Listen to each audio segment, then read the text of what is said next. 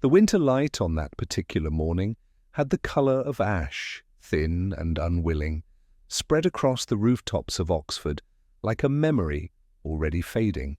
I had wandered, without real intent, through the cloisters of St. Swithin's, my breath drawn in soft plumes that dissipated too quickly, as though even the air had grown impatient. The stones were slick with frost and held the faint echo of students who had crossed them long before I arrived, their laughter swallowed by the silence that winter enforces. I told myself I was simply walking, nothing more, an idle exercise for the legs, a postponement of thought. But Oxford rarely allows the mind to remain idle. Every carved lintel, every gargoyle leaning out of shadow, demanded an answer to questions I had never asked.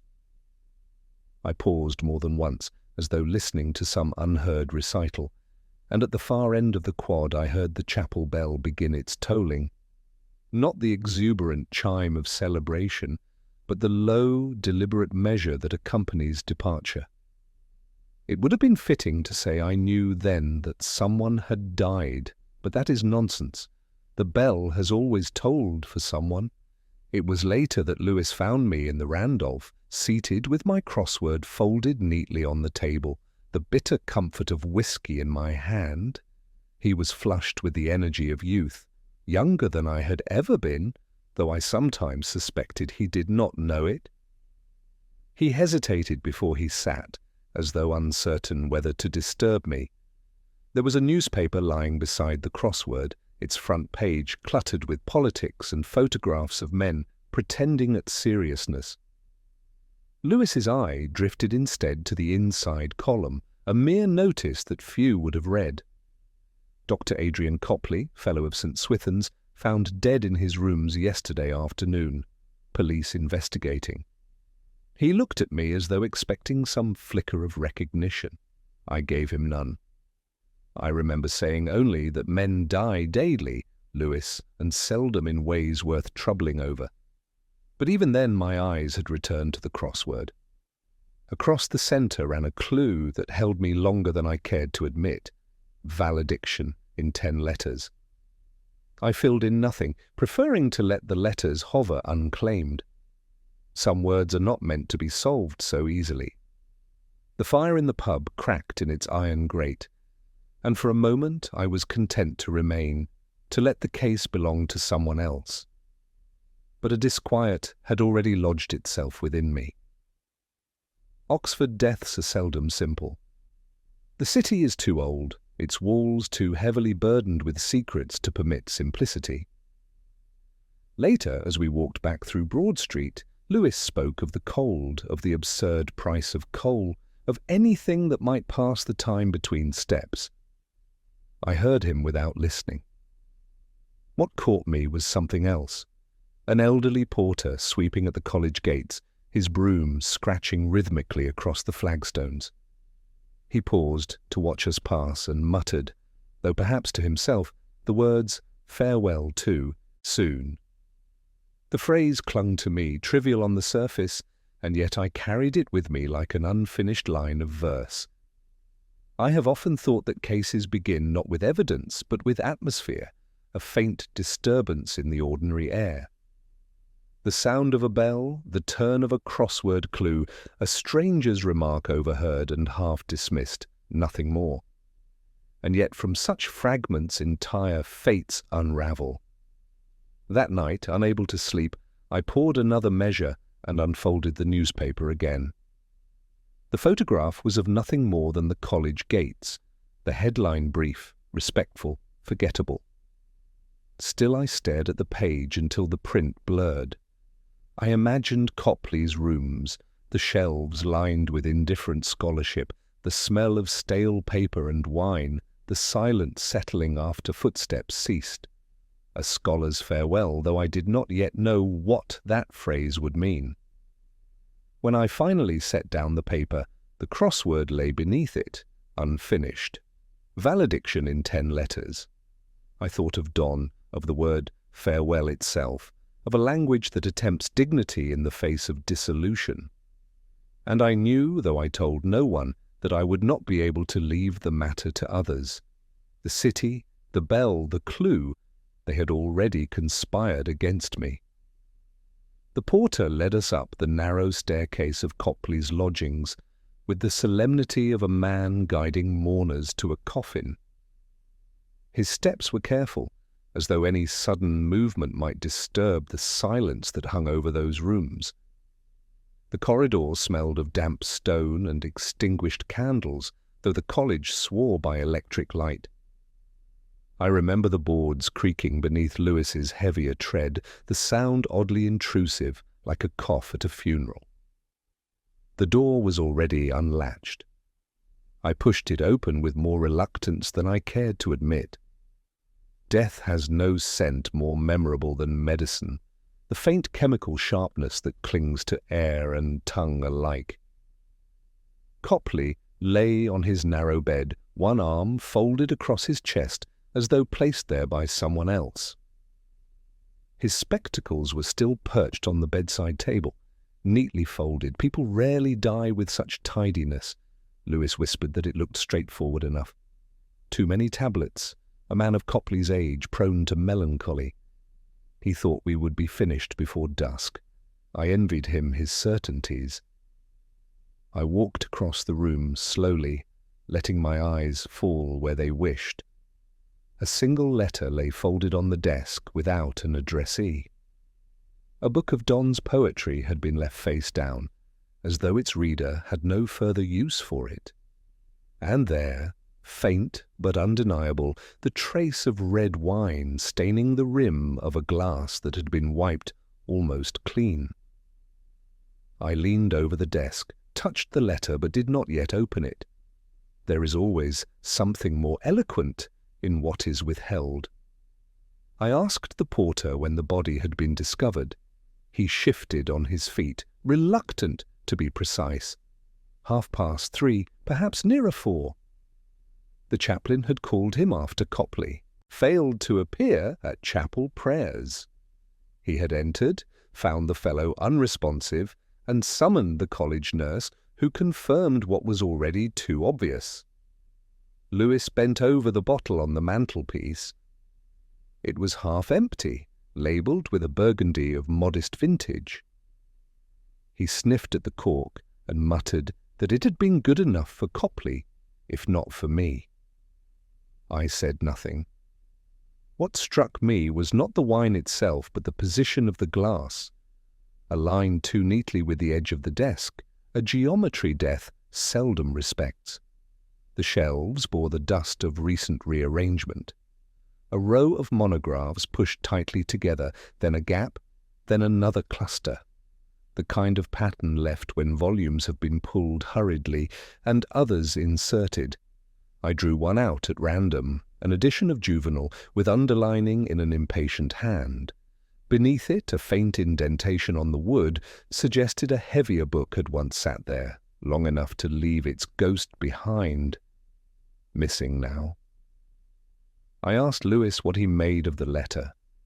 He shrugged, said perhaps a suicide note. I told him men intent on ending their lives rarely leave their words unsigned, unless, of course, they wished the words to be mistaken for something else. He frowned at me, the way he often did, when my thoughts began to diverge from what he considered sensible.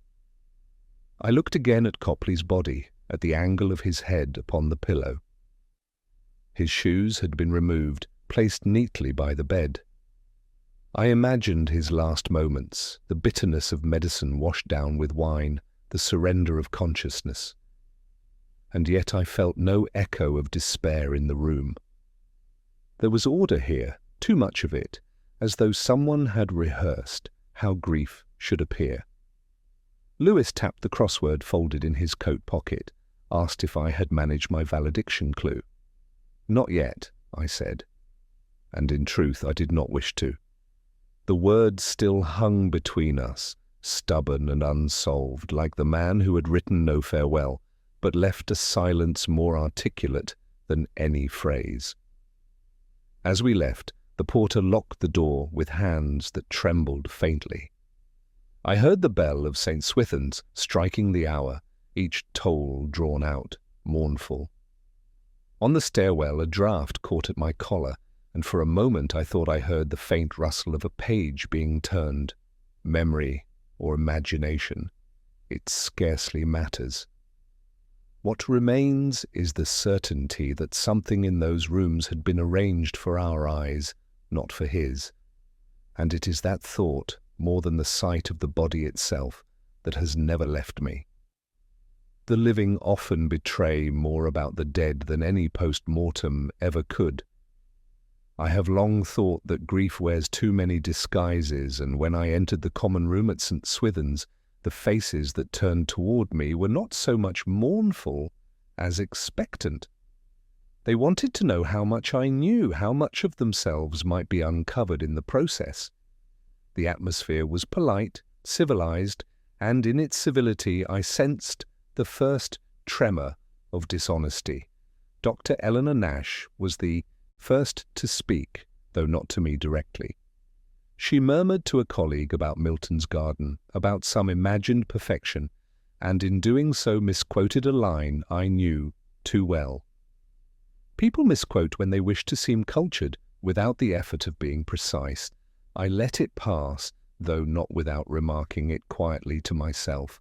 Her eyes were cool, almost grey, and yet behind them I detected a flicker of something harsher. Affection, perhaps.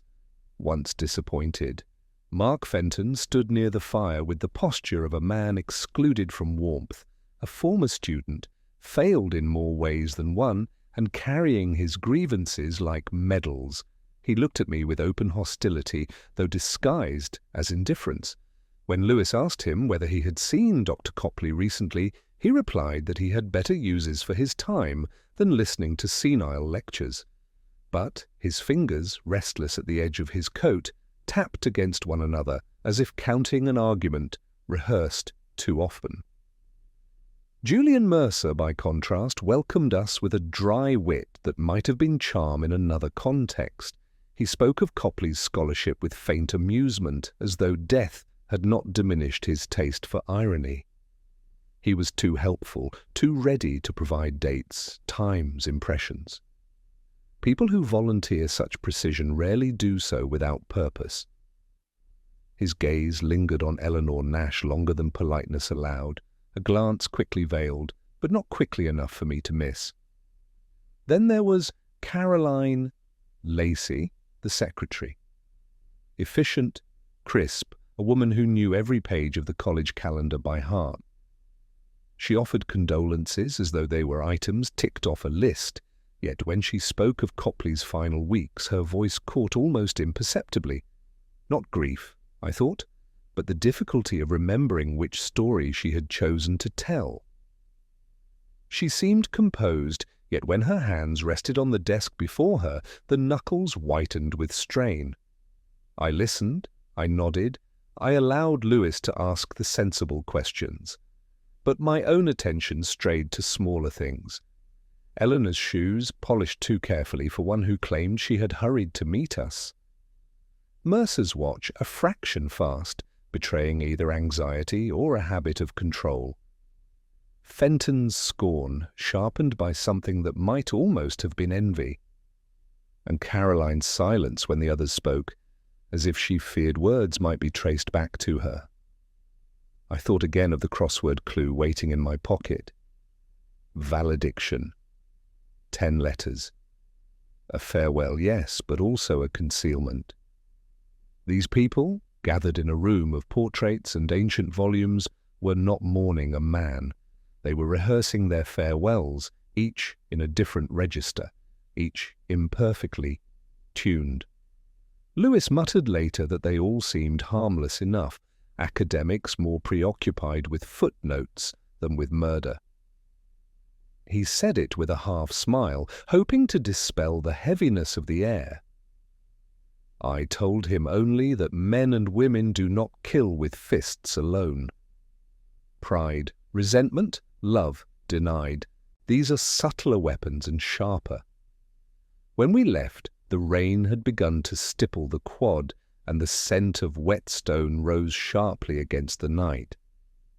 I walked more slowly than Lewis, listening to the echo of my own steps. Somewhere behind a window, someone was still speaking, a murmur that ceased abruptly as we passed. I paused, convinced for a moment that I had heard my own name. Perhaps I imagined it, perhaps not. It is always the living who whisper loudest when the dead can no longer reply. I returned to Copley's rooms when the college had grown quieter, the sound of supper bells fading into the damp Oxford night. There is a difference between a room viewed in company and the same room visited alone. In daylight, with Lewis and the porter hovering, the scene had seemed stage-managed, a tableau assembled for official inspection. But alone, with only the creak of floorboards and the faint ticking of the college clock, the silence revealed other things. The letter lay still where I had seen it before, folded precisely, its edges squared. I drew it toward me with more reverence than curiosity. The paper was good quality, thick and faintly roughened, the kind one buys deliberately. The handwriting inside was steady, not the tremor of despair, but the measured script of a scholar accustomed to precision, and yet the words carried a strange ambiguity. It read like a farewell, yes, but also like an accusation left unfinished. I will not copy the phrases here, and they were too artful, too cautious. The letter spoke of concealment, of truth hidden in walls, of burdens that could no longer be borne. But there was no name, no signature, no addressee. The omission seemed almost deliberate, as though the writer had wished to free the words from responsibility. Suicide notes are rarely so vague.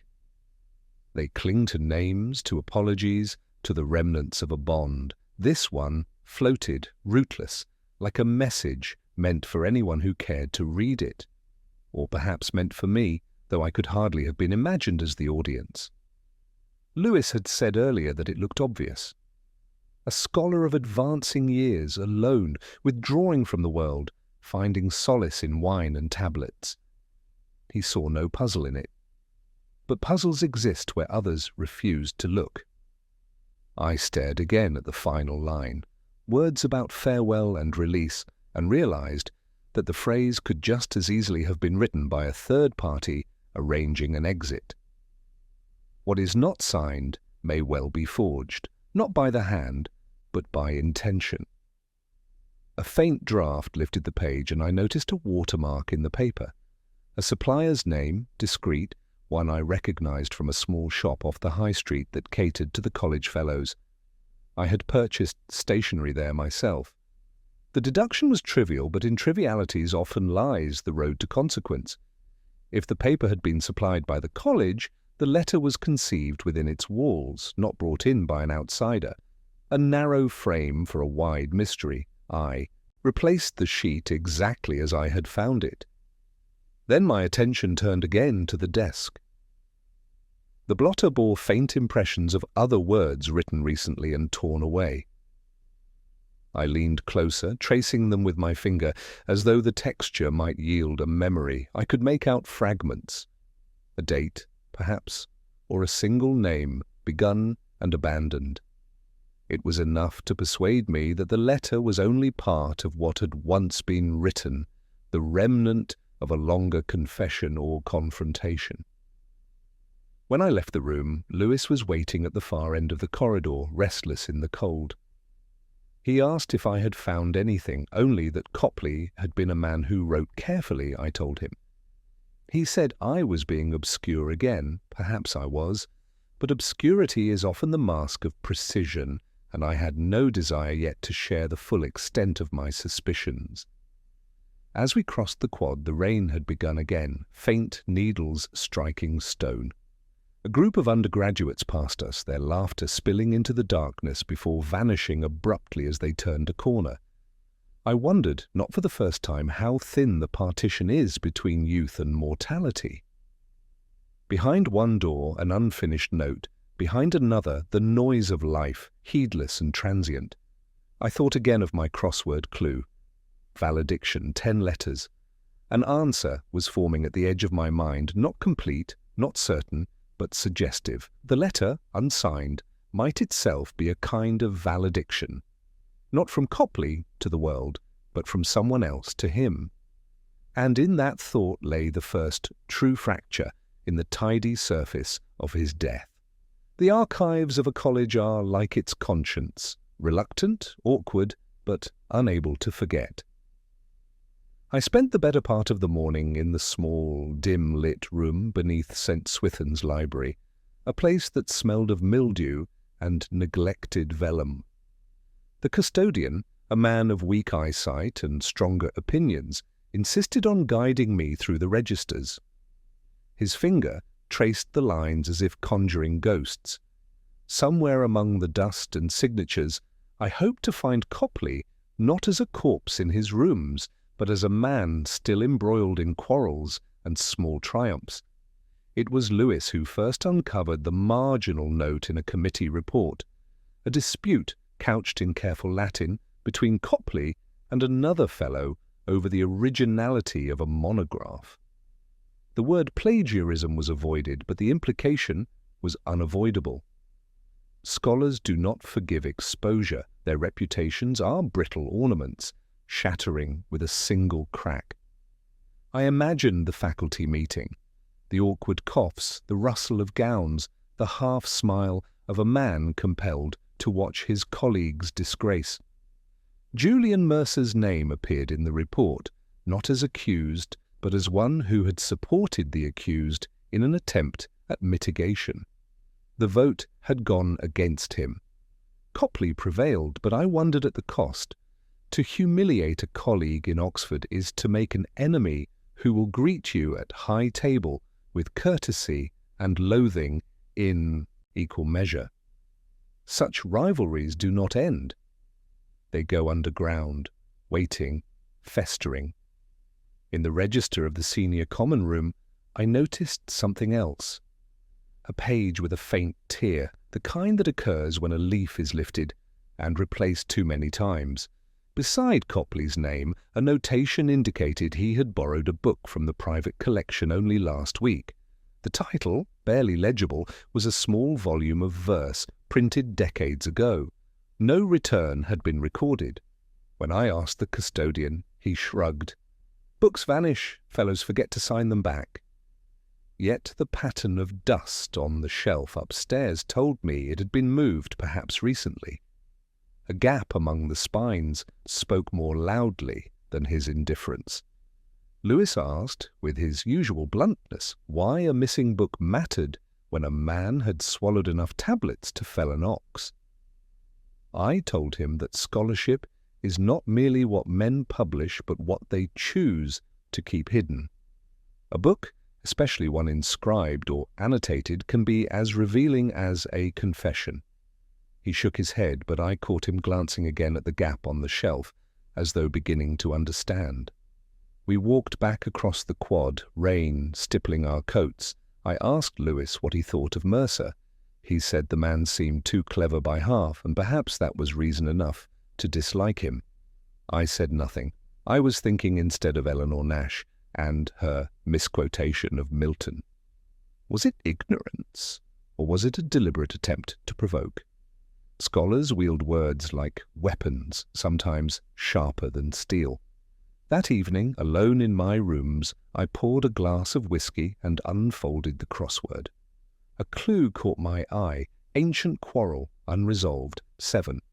The answer came to me with little effort. Rivalry. It was almost too neat. Yet the coincidence was unsettling. Words echo across context in ways we cannot predict. I wrote it in, the letters fitting snugly, and stared at the word as though it might provide more than the puzzle intended. When the whiskey was gone and the city had settled into its nocturnal hush, I thought again of Copley's desk, the missing book, the unsigned letter, the overly neat arrangement of his final moments. If rivalry had been at the heart of his life, perhaps it had also governed his death, but whose rivalry and to what end remained to be seen. The chapel bell marked the hour. I closed my eyes, hearing in its measured strokes not the end of a day, but the persistence of old grudges reverberating through stone and memory alike. The photograph emerged not from deliberate searching, but from accident, as such things often do. A dictionary, heavy and indifferent, yielded the slip of paper tucked deep within its binding. It was a faded image, the edges curled, the gloss long since surrendered. Copley, younger, smiling with a surprising lack of restraint, stood beside a woman at what could only have been a May ball. The lanterns behind them suggested summer, though the ink of time had reduced the colours to sepia. She wore a gown of pale silk, her hand brushing his sleeve with the ease of familiarity. And when I looked closer, I saw the unmistakable features of Eleanor Nash. I carried the photograph with me across the quad, the night air sharp and laced with the smell of wet earth. My steps took me to her rooms without conscious decision. She received me with a composure rehearsed too well, her desk stacked with notes, as though scholarship could provide alibi. She glanced once at the photograph and allowed a brief, almost careless smile. She said they had all been young once, that Oxford was littered with ghosts of forgotten attachments. Her voice was light, but her fingers tightened on the edge of the table, whitening at the knuckles. I asked whether she and Copley had remained close. She paused long enough to confirm the opposite. She said they were friends of convenience, colleagues bound by the tedious necessity of faculty meetings. She reminded me of his severity, his tendency to see weakness as fault. She spoke of his brilliance with the flatness of one recalling a fact rather than a man. Yet when she turned toward the window, her face half-shadowed, I thought I saw not disdain, but something closer to regret. Lewis beside me asked a simpler question, why she had never married. She laughed without warmth and said that men who live among books seldom make desirable companions. I caught in her tone a flicker of bitterness, not directed at Lewis but at herself. When she turned back, she dismissed the photograph as a relic, nothing more. But relics endure because someone chose to keep them, and Copley had kept this one long after its relevance should have faded. Back in my rooms, I studied the image again under the lamplight. The background showed more than first appeared. Behind them, just visible, was the shadowed figure of another man watching. I thought it might be Mercer, though the detail was blurred.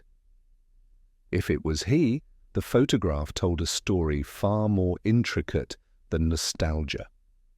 Rivalries are never purely academic.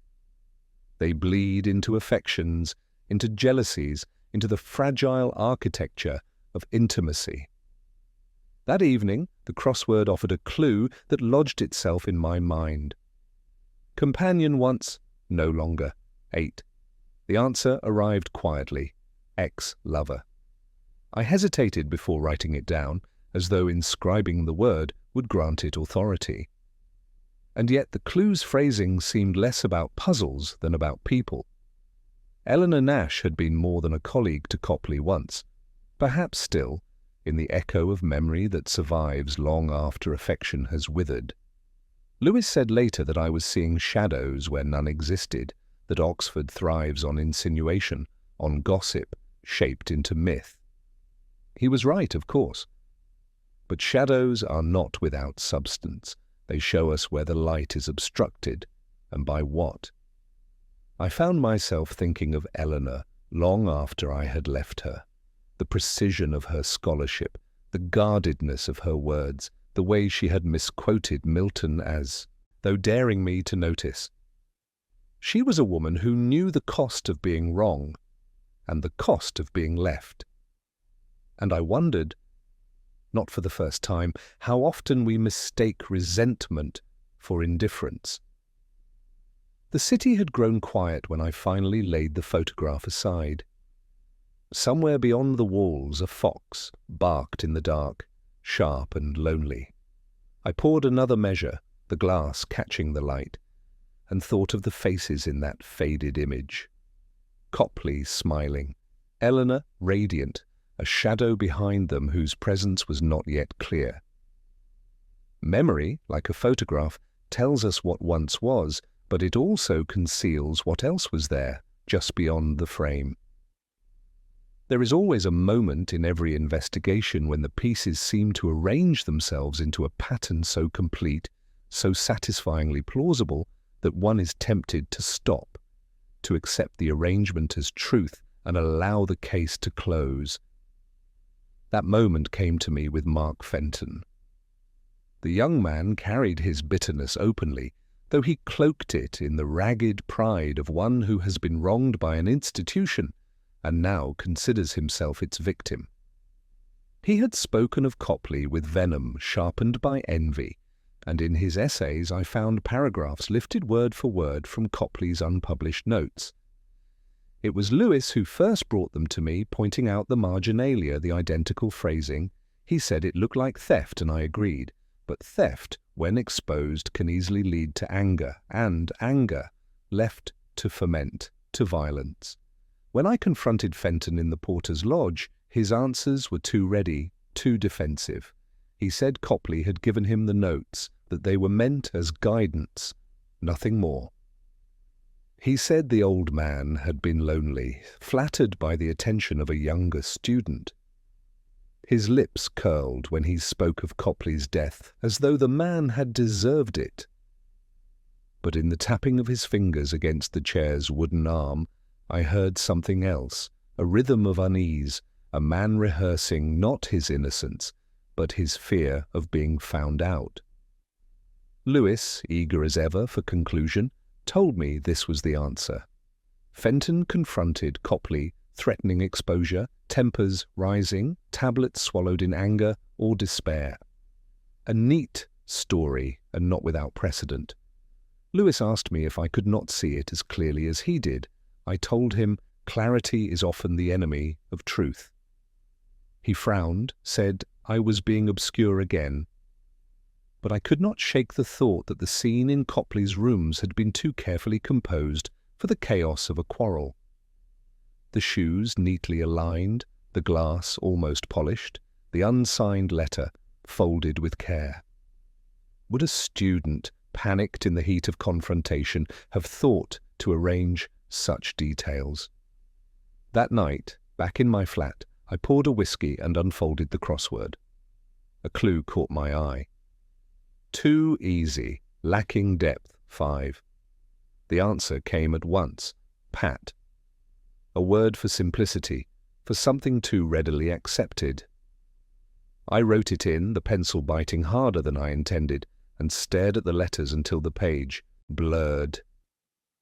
It was as though the puzzle itself mocked me, reminding me not to be content with what fitted too quickly.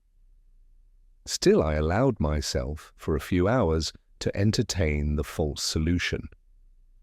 I pictured Fenton slipping into Copley's rooms, the confrontation, the hurried swallowing of pills. It explained the bitterness, the plagiarism, even the hostility he could not conceal. And yet, even as I built the image, it collapsed. The bottle of Burgundy, the missing volume of verse, the letter without a name. These things did not belong to Fenton's world. His motives were crude, but the scene of Copley's death was not. The following day I found myself standing again beneath the arch of the library, listening to the rain dripping from the gutters onto the worn flagstones. Fenton passed by, his shoulders hunched, his eyes fixed on the ground. He did not acknowledge me, but in his gait I saw not guilt, but weariness. A man crushed by failure, yes, but not one capable of staging death with such precision. Lewis asked me later if I had changed my mind. I told him only that the pieces fitted too well, and puzzles that resolve too neatly are often solved in the wrong key. He sighed, muttered something about my refusal to accept the obvious, and left me to my silence. I returned to the crossword that night, staring at the word pat, until it seemed almost accusatory. too easy, lacking depth. It lingered in my mind long after the page was folded away, whispering that the truth, whatever it was, still lay buried beneath the surface, waiting to unsettle the fragile satisfaction of answers too quickly found. False solutions are seductive. They gleam with a surface neatness, persuading even the cautious mind that the puzzle may finally have yielded. So it was with Caroline Lacey. She had always struck me as the most efficient of the college's inhabitants, her hair pulled tightly back, her voice clipped with the certainty of one who knows every committee's agenda before the chair has spoken it. Secretaries are repositories of knowledge more dangerous than archives. They handle wills, letters, drafts, the quiet machinery of administration that keeps reputations intact or ruins them altogether. It was Lewis who first brought me the rumour whispered from one of the clerks. Years ago, Copley had altered his will, leaving his modest estate not to the college but to Lacey herself. A curious act for a fellow so steeped in tradition, so contemptuous of sentiment. When we searched his desk again, we found, half-charred in the grate, a draft of that will. The handwriting imitated his, but to my eye, the loops of the F's were broader, the descenders too extravagant. It was forgery masquerading as fidelity. Lewis said it seemed clear enough. A woman who had given her life to clerical service, rewarded once and then quietly cut out, forging her way back into inheritance. He said perhaps she had confronted Copley, and when rebuked, had arranged his death. He looked almost relieved to say it, as though the weariness of the case could at last be lifted. I listened, sipped the whiskey that had grown tepid in my glass, and said only that the explanation was possible. But possibility is not certainty, and certainty is rarely so obliging.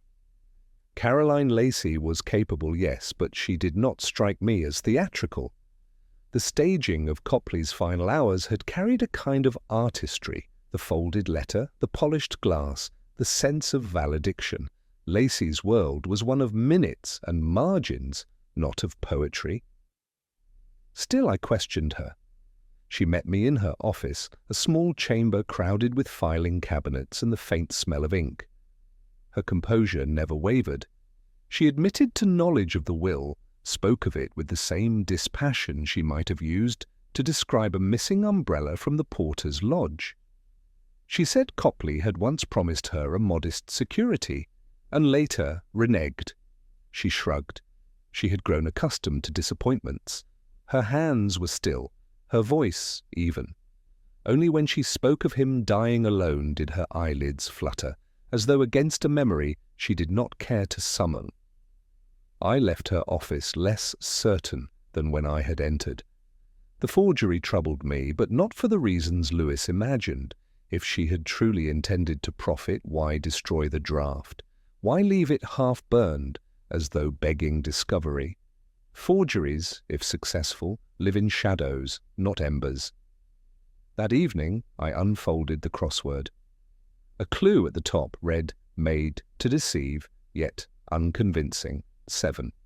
I wrote in sham, and beneath it another word emerged from the intersecting letters, feeble. I stared at the grid, the pencil heavy in my hand. Sham, feeble. Words that seemed to describe not merely the clue, but the forgery itself. It had been planted, I thought, not to deceive me, but to distract me.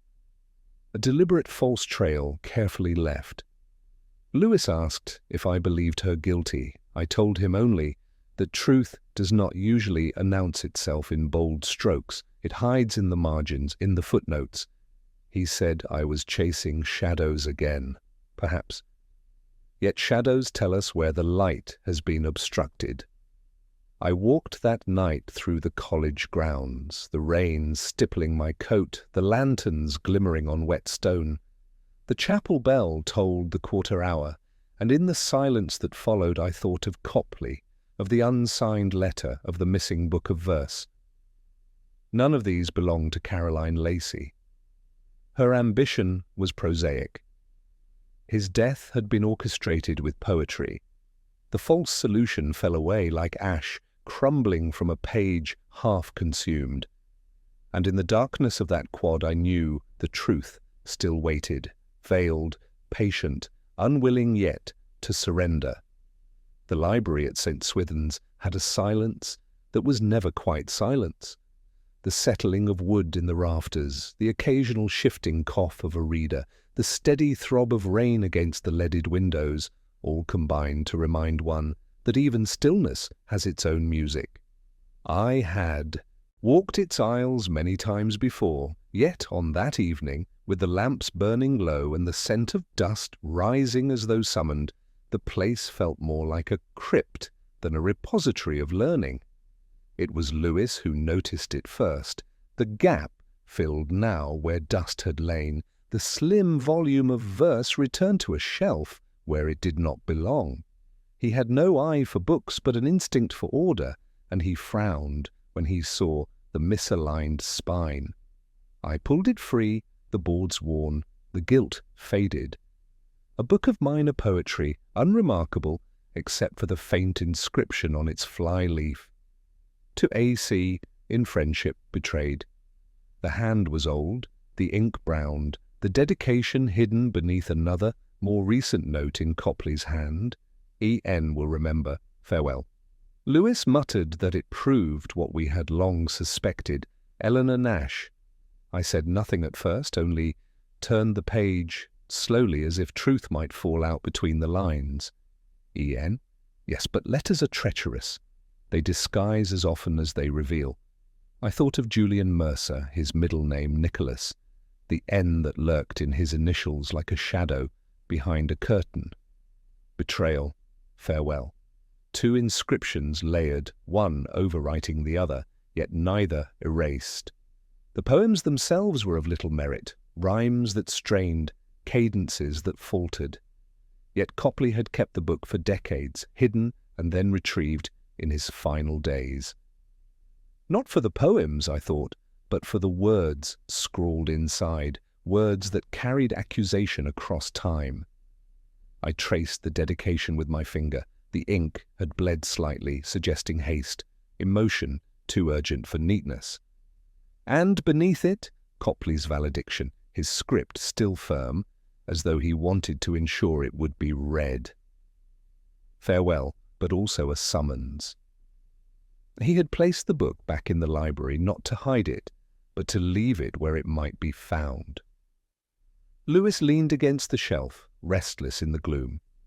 He asked what it meant. I told him only that friendships in Oxford were never simple, and betrayals never final.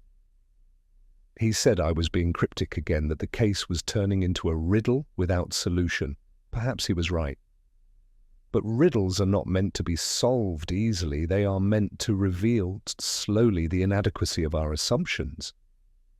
Later, in my rooms, I set the book beside me and unfolded the crossword.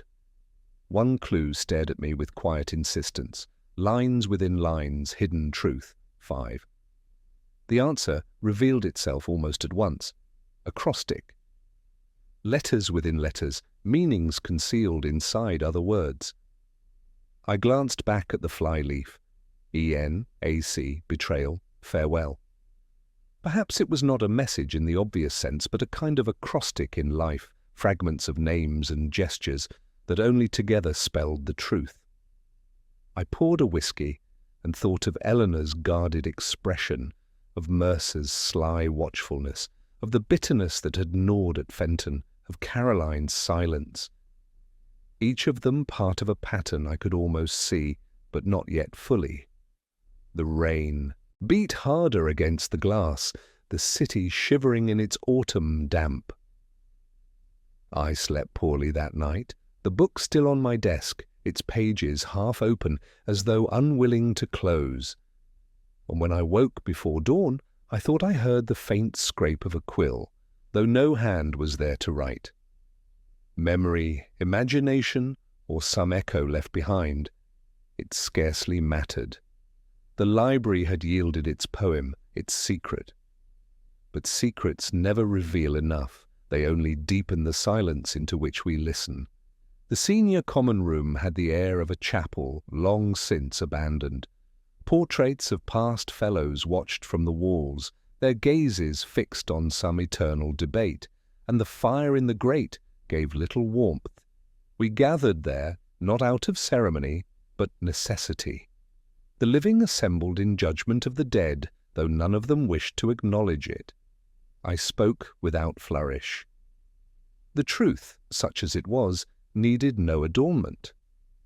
Copley had not died in solitude, nor by chance, nor entirely by his own hand. His final hours had been shaped by another, and that other was Julian Mercer. Mercer sat with his hands folded, his expression calm, almost indulgent, as though listening to an undergraduate recite a paper. He did not deny it. He merely tilted his head and murmured a line from Donne about farewells and partings, as if death were nothing more than poetry's final punctuation. The others shifted uneasily. Eleanor Nash stared at the floor, her face unreadable. Caroline Lacey's lips parted, but no words came.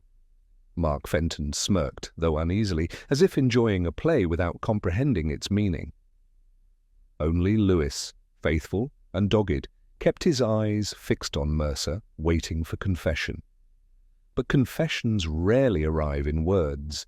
They reside in the details. The missing book, reshelved to be found, the inscription layered with betrayal, the forgery too clumsy to be believed, the unsigned letter folded with deliberate precision. Each piece pointed, finally, to pride and fear. Mercer's theft of scholarship years before, his dread of Copley unearthing it, his decision to silence him beneath the guise of farewell. I spoke of these things not with triumph, but with the weariness of one who has seen too many variations of the same play. Ambition, pride, betrayal, the instruments differ, the melody remains. When I finished, Mercer rose, smoothed the lapel of his gown, and said only that Oxford would hardly mourn the loss of one scholar when it had so many to spare. His voice was level, almost bored. The others recoiled not at his guilt but at his composure. There is something more terrifying in indifference than in rage. Lewis escorted him out, the porter following reluctantly, as though afraid to touch him. The room emptied soon after, each leaving in silence, unwilling to look at one another. I remained, staring at the portraits, wondering how many of those painted eyes had once looked upon truths best left unsaid. Later, alone in my rooms, I poured the last measure from the bottle and unfolded the crossword.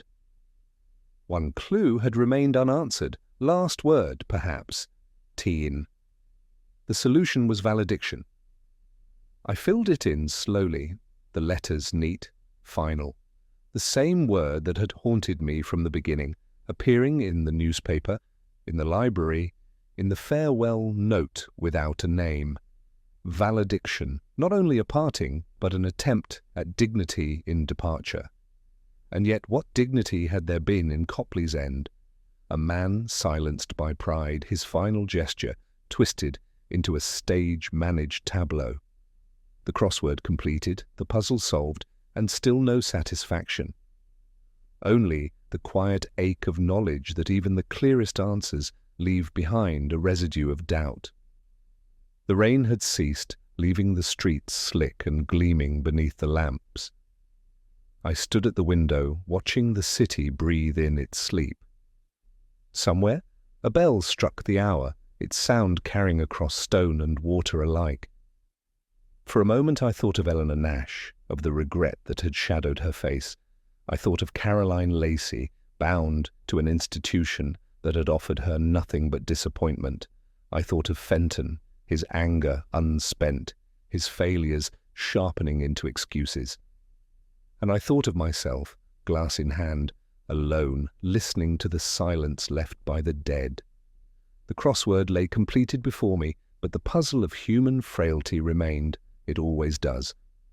The last sound I remember from that night was not the clink of glass, nor the scratch of pencil, but the echo of the chapel bell, low, deliberate, and endlessly unfinished.